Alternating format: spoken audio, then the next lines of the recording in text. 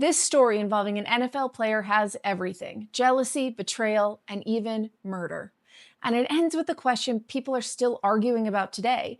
Did Marni Yang really do it? Back in 2007, Chicago still worshipped its football heroes, and Shaun Gayle, a member of the Bears' legendary 1985 Super Bowl team, was one of them. He had retired, but he was still a fan favorite. He was handsome, successful, and had a reputation for seeing more than one woman at the same time.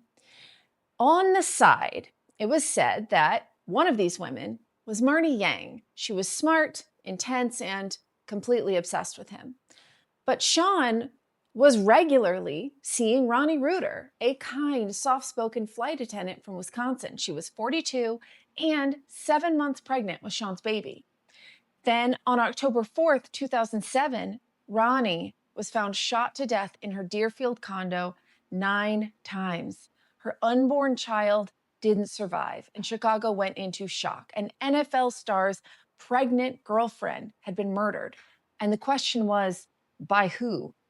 At first, suspicion turned towards Shaun.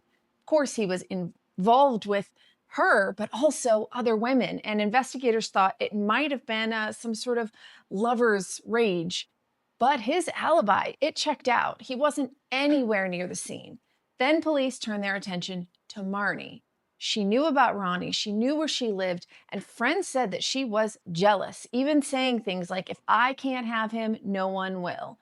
But there was no DNA, no fingerprints, no gun, nothing that directly tied her to the crime. And so for nearly 2 years, the case went cold. And then something happened that changed everything. Marni started talking. In 2009, she met up with a friend, Christina, for coffee. Marni described in chilling detail how she planned and carried out the murder. She talked about disguises, gloves, wiping the gun, even about watching Ronnie fall. But what Marni didn't know was that Christina was wearing a wire. Her entire confession was caught on tape.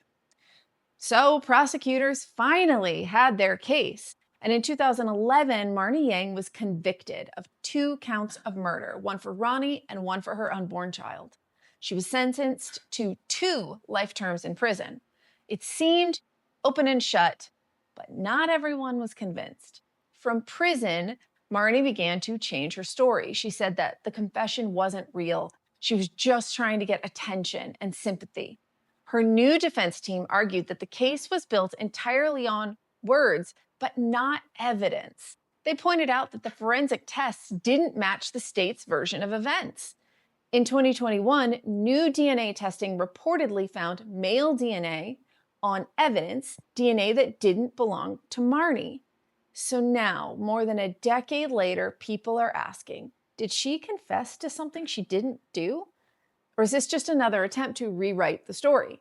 As of today, Marni Yang remains in prison. Shaun Gayle rarely speaks publicly about the case, but the question still hangs over it all. Was this justice?